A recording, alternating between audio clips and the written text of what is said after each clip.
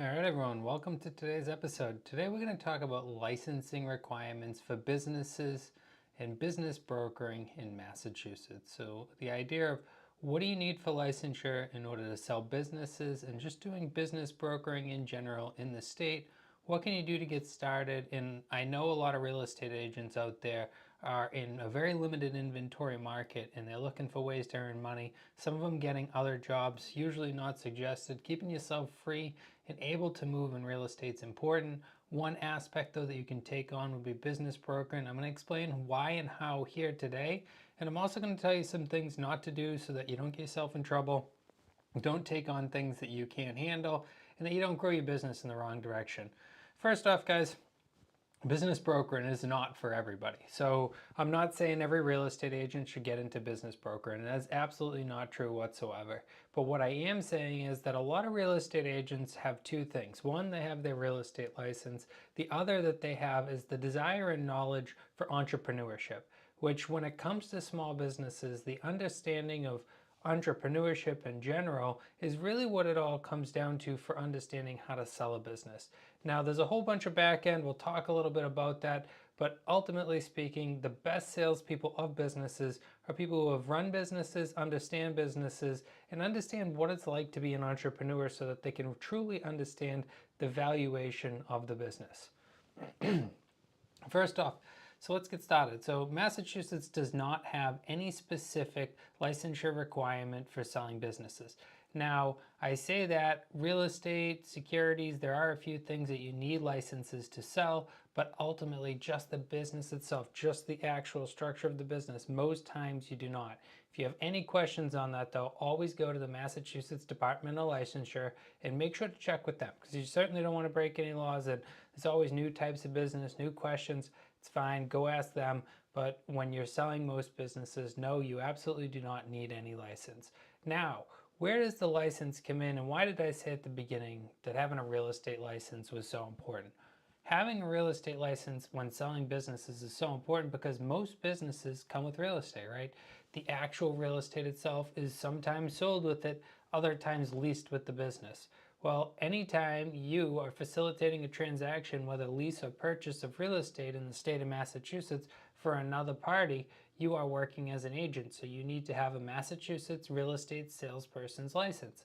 That's why I'm saying that as a real estate agent, you already are way ahead of everyone else because you already have that license in place. So that way there, if you've come across a business and they say, well, geez, I want to sell the business, but I also need to sell this property, you don't have to be like some business brokers and go and get another person to help out with the transaction.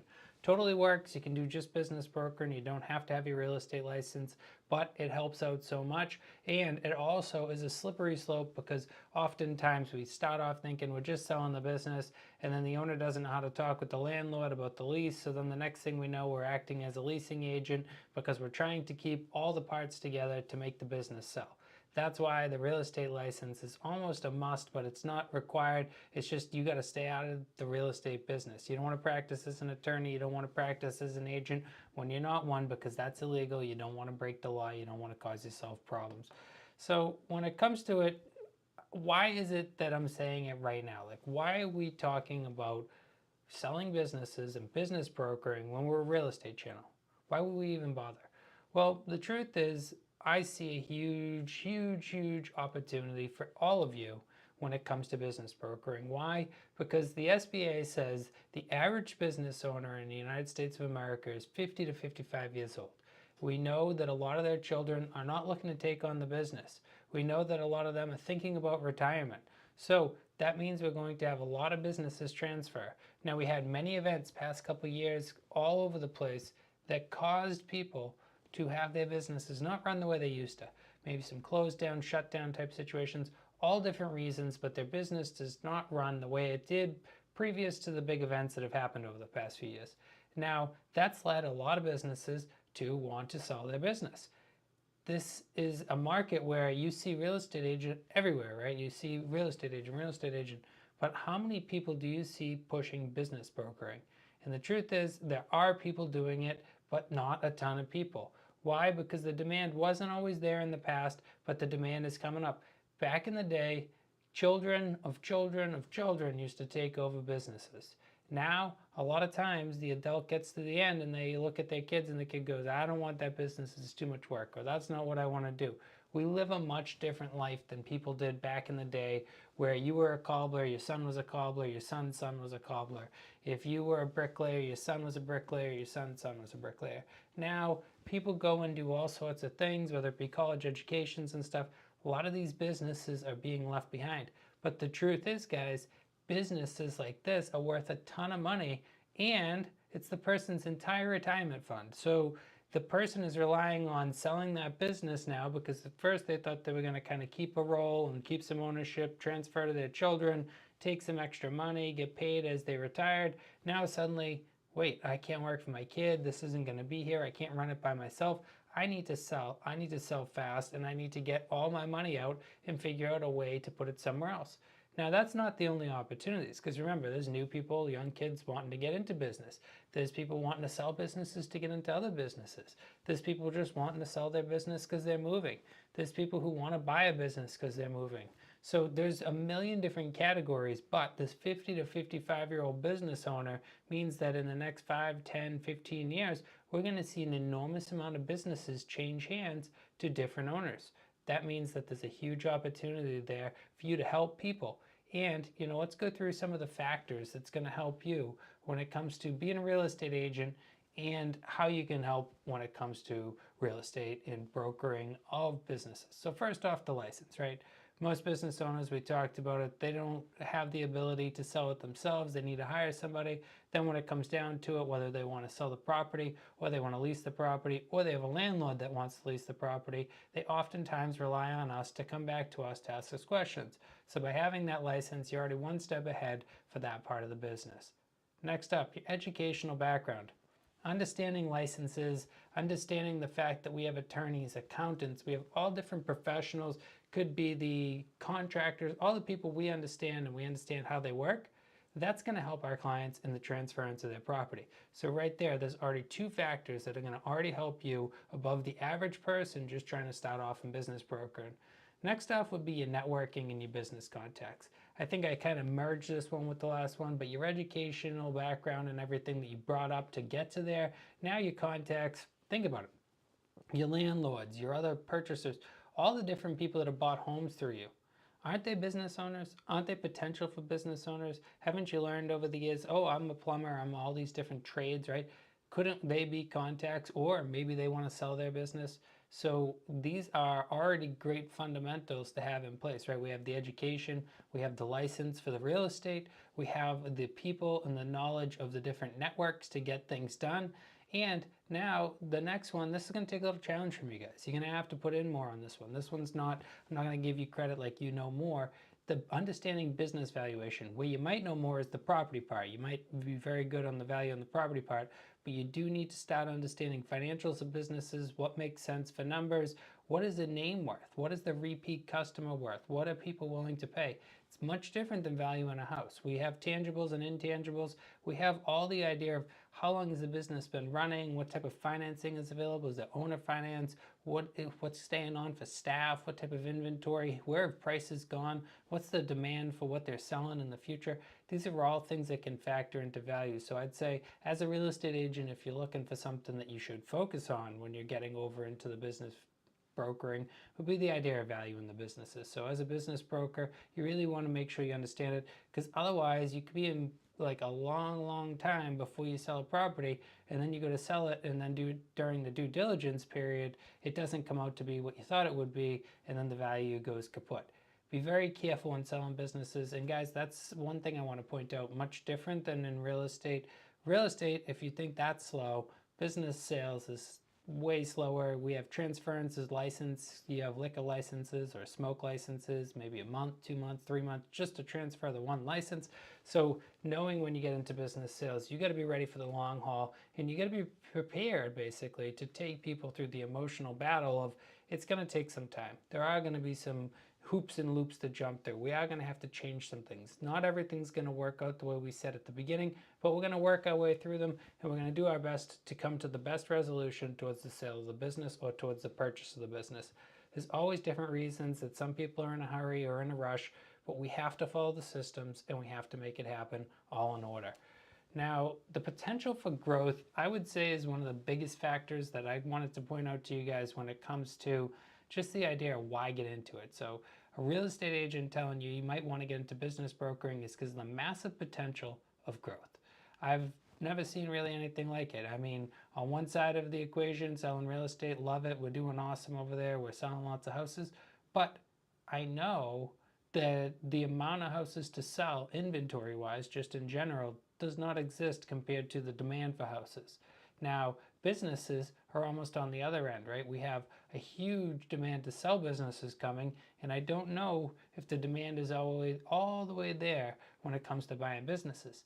It will be, but we see these different curves and loops, and to me, the opportunity zone is here, and now's the time to start learning, to start getting into it, because when the rush comes, when all these businesses go to sell, they're going to be looking to people who have experience, for people who have sold other businesses, for people who can explain to them the process. And by you doing it early, you'll be there when the rush comes, and you'll get some time to learn it, get your marketing out, and get yourself in a good position so you can take advantage of all these businesses that are going to sell all across America, and realize you could even possibly go international, because there are also lots of places internationally that do not require a business license to sell a business. Well, I'm sorry, I shouldn't have said it that way. A business license you're going to need, because you need to be a business, right, if you're going to sell stuff. But the license to be a business broker may not be needed. So guys, that's something, just throwing it out there, huge opportunity.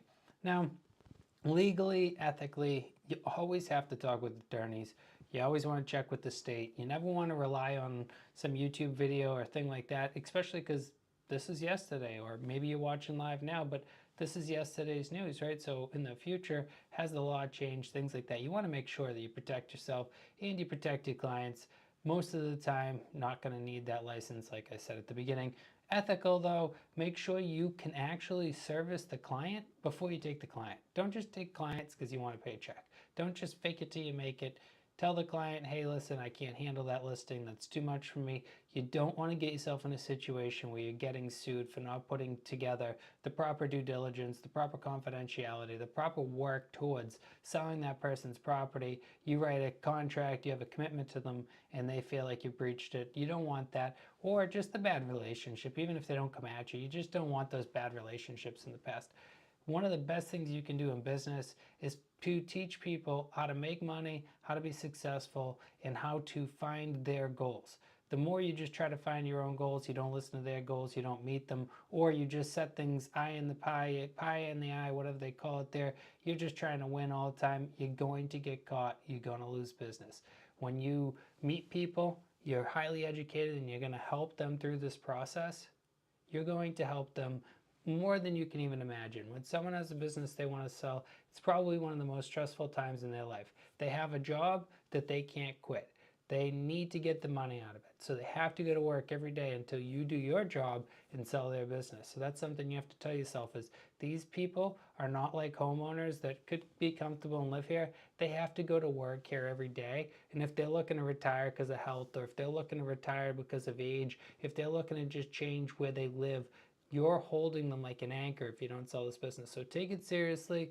Make sure to always do everything legal, follow the ethical guidelines. Now, patience and persistence. So you're going to show a lot of businesses that don't get bought. And why? Because people are tire kickers, and everyone loves to think about being an entrepreneur. And not always do they have the finances and things. So we're always getting non-disclosure agreements. We're always asking for information up front about buyers to understand, can they financially buy this business? We're always talking with sellers about, are they going to willing to offer the seller financing? How are we going to structure the deal? That's all important. But at the end of the day, you have to have patience, because some people are going to seem like tire kickers and they're going to buy the business. You'd be shocked. A lot of business owners are very frugal and very aware business owners. So by doing so, they're able to afford buying businesses. So don't be shocked when you meet people that you wouldn't expect to buy the business and they buy the business. And then those flashy people, they might not buy the business. But you know what? The best thing to do, never judge a person by what they look like, who they are, and judge them by their actions and by whether they purchase the business or not. And at the end of the day, even if they don't purchase that business, keep them as a client. they'll buy a different business. Most people aren't out looking, whether it be buying houses, buying cars, buying businesses. They don't even bother, what do you want to call it, getting on the lot or going online and looking if they weren't interested. So if you don't find yourself closing, learn to be a better agent, learn to help more, and try to figure out ways that you can get them attracted to your businesses. Try to think about ways to market it better, and try to think about ways to be kind of more flexible to them. Now, guys, we went over a lot here today. We talked a lot about the different ideas of just business brokering in general. The idea that you don't need a license to broker businesses in Massachusetts, but oftentimes, because real estate's involved, you then do need the real estate salesperson license. We talked about the idea that the average business owner is 55 years old, give or take a little bit, by the SBA. That means that we have a lot of retirees coming up in business ownership. We talked a lot about the idea that you already have the education, you already have the contacts, you already have all that in place when it comes to the idea of growing your business sales, because you already can set in place those things. We talked about your education, all the knowledge you've obtained. Now, things that I want you to be careful of. Like I said earlier, never take on a business that you don't know what you're doing and you can't sell. Don't do it. It's not worth it. It's not worth your time. Remember, we're commission based, so why even lie? I know you may be saying, okay, well, I might get lucky or whatever. Please don't do that, because you'll get yourself in trouble. Try to think to yourself, who could I refer it to? Who could I work with? How could I get there? Or take the time it takes to learn how to properly do it and do it. But people respect honesty. And if you tell them, hey, I can't handle that yet, can we wait a few months? I'm going to do a little bit of work. I'm going to get a little more info so we can get this together. They'll let you do it. So treat people with that type of respect. Be ethical, be honest. Guys, if you're thinking to yourself, I listen to this whole thing, I don't know, not sure I want to be a business broker, don't. Because you have to be passionate about it. Business brokering is not like selling houses. It's much different. But it's an opportunity, especially in a limited inventory market, to expand out your commission base and not take another job. I've heard a lot of agents taking jobs like waitresses, driving cars, all these things, which is fine. I have no problem with people doing what they need to do to make ends meet. But what I'm saying is, by doing so, you take yourself out of availability. You can't take those new leads. You can't change your time because you have to go to that job that pays you. I understand the need, but expand out the ways you can service people. If you're a real estate agent, you say no business brokering for me. Are you doing rentals? Are you making sure to refer people? Are you doing multifamily? Are you doing commercial? Are you talking about land? Are you talking about condos? Are you talking about single family? The more different opportunities that are out there, the more opportunities you have to present. But that said, sometimes focus is also important. So what level of market saturation have you made? And are you being honest with yourself? If you're looking to find more money just by suddenly just taking on more things, it's probably not going to work out. But if you're being honest with yourself and you're a hustler and you're looking to take on something new, I challenge you to take on Business Broker. And I think you really enjoy it. And I look forward to seeing your comments down below. Guys, if you haven't already done so, please pound that subscribe button, hit the bell for notifications. It helps with the algorithm. Really appreciate all you guys. If you haven't already done so, check out realfactsonrealestate.com, where you can get involved in our Facebook group. You can check out our blog. You can check out our newsletter, the podcast, and so much more great free information for all you real estate agents looking to grow your business. I really appreciate you guys watching today. It's awesome to have each and every one of you every single week. Thank you so much and have a great day.